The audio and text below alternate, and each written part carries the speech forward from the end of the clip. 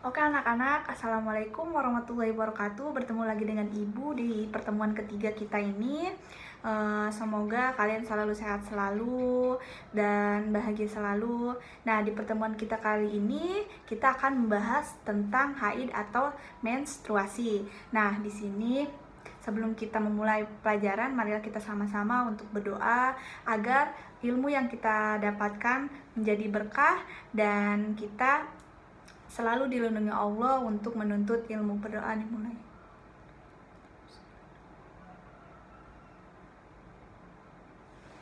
Berdoa selesai. Oke anak-anak, di sini yang pertama kita akan membahas tentang pengertian haid. Nah, menurut bahasa, haid adalah mengalir, sedangkan menurut istilah adalah darah segar yang keluar dari rahim perempuan sebagai tanda sudah balik pada waktu tertentu. Nah, itu adalah salah satu pengertian dari haid. Mungkin itu adalah pengertian yang secara ringkasnya yang ibu berikan kepada kalian. Nah, kalau misalkan ada pengertian yang lain boleh ditanyakan, atau ada pun pengertian menstruasi yang lain dari para ahli atau para pengemuka lainnya, bisa kalian tanyakan lagi ke ibu kalau kalian belum ada yang mengerti. Nah, yang tadi itu adalah pengertian haid menurut istilah dan menurut bahasa yang ibu sampaikan kepada kalian. Nah, yang kedua, Bu, berapa sih batas waktu haid? Nah, biasanya batas waktu haid itu sekitar 15 hari, paling lama 15 hari. Dan biasanya kalau misalkan lebih dari 15 hari itu disebut ada sebagai namanya darah istihadoh atau darah penyakit. Nah, ya, itu tadi kita sudah membahas dua bahasan ya. Yang pertama pengertian dan yang kedua adalah batas waktu haid. Nah, yang ketiga adalah hal-hal apa sih yang dilarang di waktu kita sedang menstruasi atau haid. Nah, yang pertama adalah membaca Al-Quran. Itu sangat tidak boleh karena ketika kita memegang Al-Quran maka kita harus dalam keadaan suci. Yang pertama kita harus wudu dulu biar najis kecil ataupun najis besar yang ada di maksudnya ketika kita akan memegang Al-Quran kita dalam keadaan suci. Nah, yang kedua iktikaf, itu juga tidak boleh. Yang ketiga adalah tawaf. Yang keempat adalah berhubungan suami istri. Nah, biasanya kalau berhubungan istri tidak mungkin kan kita sedang mengeluarkan cairan atau darah terus kita berhubungan istri atau berhubungan suami istri.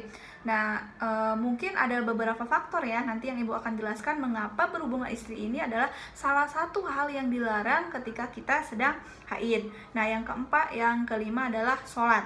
Nah, ini sangat tidak boleh. Nanti ibu akan memberikan dalil atau penguat mengapa kita tidak boleh berhubungan suami istri, atau pengemuka, atau ada misalkan hal-hal negatif atau positif mengapa kita tidak boleh berhubungan suami istri. Dan salah satu dalil yang menguatkan mengapa kita tidak boleh sholat ketika haid. Dan yang terakhir yaitu puasa. Nah, itu sangat juga itu adalah salah satu hal yang tidak boleh dikerjakan ketika kita sedang mengalami menstruasi. Nah, itu adalah cakupan atau hal-hal yang dilarang bagi orang yang sedang mengalami menstruasi. Nah, di sini juga ada pembahasan kita, yaitu tentang cara mandi wajib. Yang paling baik membaca bismillah sambil berniat untuk mengangkat hadas besar. Nah, caranya bagaimana sih? Nih, yang pertama membasuh tangan sebanyak 3 kali. Yang kedua, membasuh alat kelamin dari kotoran dan najis. Yang ketiga, mengambil waduk sebagaimana kecuali kaki dibasuh selepas mandi nanti. Yang keempat adalah membasuh keseluruhan rambut di kepala. Yang kelima adalah membasuh kepala beserta dengan telinga sebanyak 3 kali dengan 3 kali menimba air. Nah, yang selanjutnya itu menjirus air ke seluruh bagian badan di sebelah lambung kanan dari atas sampai bawah. Yang selanjutnya itu menjirus lambung kiri dari atas sampai ke bawah. Yang selanjutnya yaitu menggosok bagian-bagian yang sulit seperti pusar, ketiak, lutut, dan lain-lain supaya terkena air. Yang terakhir yaitu membasuh kaki. Nah, itu adalah cakupan cara mandi wajib yang paling baik. Membaca bismillah sambil berniat untuk mengangkat hadas besar. Oke anak-anak, tadi kan di sini ibu akan memberikan salah satu dalil atau penguat tadi yang kita bahas di di pembahasan kita yang ketiga, yaitu hal-hal yang dilarang bagi orang yang sedang haid. Nah, di sini ada ya nanti. Nah, anak-anak, di sini ibu mendapatkan salah satu dalil mengapa kita dilarang untuk melakukan sholat. Nah, di sini para ulama sepakat bahwa diharamkan sholat bagi wanita haid atau nifas, baik sholat wajib maupun sholat sunnah, dan mereka pun sepakat bahwa wanita haid tidak memiliki kewajiban sholat dan tidak perlu mengkodo atau menggantinya ketika ia sudah suci atau kembali mengerjakan sholat. Nah, di sini ada salah satu dalil dari Abu Sa'id. Nabi Shallallahu Alaihi Wasallam berkata, bukankah bila si wanita haid ia tidak sholat dan tidak pula puasa, itulah kekurangan agama si wanita. Nah, hadis ini dari muttafaqun alaih, HR Bukhari nomor 1951 dan Muslim nomor 79. Nah, di sini pun ada lagi dalil yang lebih menguatkannya, yaitu yang berbunyi, apakah engkau perlu mengqadha sholat kami ketika suci? Aisyah menjawab, apakah engkau seorang Harun? Dahulu kami mengalami haid di masa Nabi Shallallahu Alaihi Wasallam masih hidup, namun beliau tidak memerintahkan kami untuk mengqadhanya. Atau Aisyah berkata, kami pun tidak mengqadhanya. Hadis ini diambil dari HR Bukhari nomor 321. Nah, tadi itu adalah dalil yang menguatkan mengapa kita dilarang untuk melakukan sholat. Nah, yang kedua yaitu tadi ibu akan memberikan kalian dalil-dalil untuk menguatkan mengapa hal-hal yang tadi ibu sebutkan seperti tidak boleh tawaf, itikaf, berhubungan suami istri, sholat, puasa.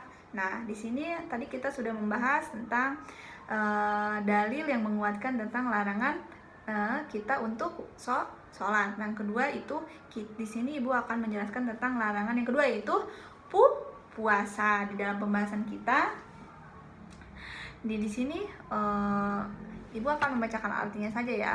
Dalam hadis Muazzah, ia pernah bertanya kepada Aisyah radhiyallahu anha yang berbunyi, kenapa gerangan wanita yang haid mengqadha puasa dan tidak mengqadha sholat? Maka Aisyah menjawab, beliau pun menjawab, apakah kamu dari golongan Harun ya? Aku menjawab, aku bukan Haruniyah, akan tetapi aku hanya bertanya. Dia menjawab, kami dahulu juga mengalami haid, maka kami diperintahkan untuk mengqadha puasa dan tidak diperintahkan untuk mengqadha sholat.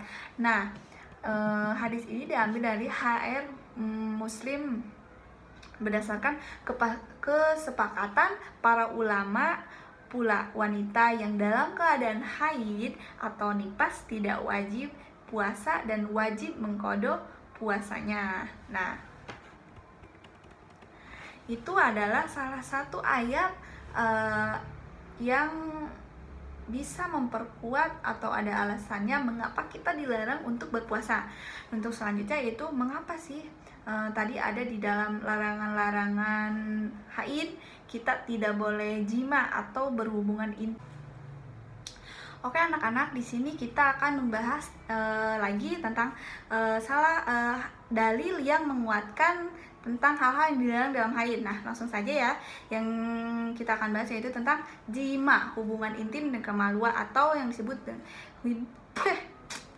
Oke anak-anak, dalil berikutnya yang menguatkan tentang hal yang dilarang di saat kita haid adalah yaitu larangan jima atau hubungan intim di kemaluan. Nah di sini langsung saja ya anak-anak, supaya kita bisa paham langsung. Di sini ada dalil yang dari Imam Nawawi rahimahullah berkata, kaum muslimin sepakat akan haramnya menyetubuhi wanita haid berdasarkan ayat Al-Qur'an dan hadis-hadis yang sah. Di sini diambil dari Al-Majmu'. Nah, Ibnu Taimiyah rahimahullah berkata, menyetubuhi wanita nifas adalah sebagaimana wanita haid, yaitu haram berdasarkan kesepakatan ulama. Di sini juga ada ayat di sini yang lebih menguatkan, yaitu Allah Ta'ala berfirman yang artinya, oleh sebab itu hendaklah kamu menjauhkan diri dari hubungan intim dengan wanita di waktu haid. Nah ayat ini diambil dari Quran surat Al-Baqarah ayat 222. Nah di sini juga ada yang menguatkan lagi, yaitu dari Imam Nawawi berkata, mahid dalam ayat bisa bermakna darah haid. Ada pula yang mengatakan waktu haid, dan juga ada yang berkata tempat keluarnya haid, yaitu kemaluan. Dan menurut ulama Syafi'iyah, maksud mahid adalah darah haid. Nah ini dari Al-Majmu'. Nah dalam hadis disebutkan di sini juga, ini masih anak-anak, ini masih tentang dalil yang menguatkan tentang mengapa kita dilarang untuk berhubungan intim. Nah, di sini juga ada dalil dalam hadis disebutkan, barang siapa yang menyetubuhi wanita haid akan menyetubuhi wanita di duburnya, maka ia telah kufur terhadap apa yang diturunkan kepada Muhammad Sallallahu Alaihi Wasallam. Nah, hadis ini diambil dari HR Tirmizi. Mungkin itu cukup segitu ya anak-anak, dalil yang menguatkan tentang mengapa kita dilarang untuk berhubungan suami istri. Nah, di sini juga ada lagi, yaitu larangan keempat, yaitu tawaf keliling Ka'bah, atau yang tadi kan Ibu di sini Ibu ngacak ya. Nah, anak-anak, tapi di sini kan tadi Ibu berjanji akan memberikan dalil tentang mengapa sih, pasti anak-anak bertanya hal-hal yang dilarang di dalam haid. Nah, yang untuk selanjutnya itu tawaf atau keliling Ka'bah. Di sini ada hadis dari Aisyah haid pada haji. Nabi SAW bersabda yang berbunyi, lakukanlah segala sesuatu yang dilakukan oleh orang berhaji selain dari melakukan tawaf di Ka'bah hingga engkau suci. Nah, hadis ini diambil dari HR Bukhari nomor 305 dan Muslim nomor 1211. Itu adalah larangan kita atau dalil yang menguatkan tentang tawaf atau keliling Ka'bah. Nah, yang di sini juga ada dalil lagi yang menguatkan tentang menyentuh mushaf atau Al-Quran yang tadi Ibu sebutkan di barisan pertama dalam pembahasan kita. Itu tadi tercakup dalam nomor 1, tapi Ibu di sini memberikan dalilnya secara ngacak. Maaf ya anak-anak. Nah, di sini ada larangan kelima, yaitu menyentuh mushaf Al-Quran. Nah, di sini ada orang yang berhadas, hadas besar ataupun hadas kecil, tidak boleh menyentuh mushaf seluruh atau sebagiannya. Kenapa? Nah, ini nanti Ibu jelaskan ya. Ini ada pendapat para ulama 4 mazhab. Dalil dan hal ini adalah firman Allah Ta'ala, la yamassahu illal mutahharun, yang artinya tidak menyentuhnya kecuali orang-orang yang disucikan. Tadi kan Ibu sudah sebutkan mengapa kita tidak boleh menyentuh Al-Quran, karena kita dalam keadaan kotor. Maka dari itu sebelum kita menyentuh Al-Quran, maka lebih baiknya kita mengambil wudhu agar kita dijauhkan dari hadas kecil ataupun hadas besar. Nah, tadi adalah dalil dari Quran surat Al-Waqiah ayat 79.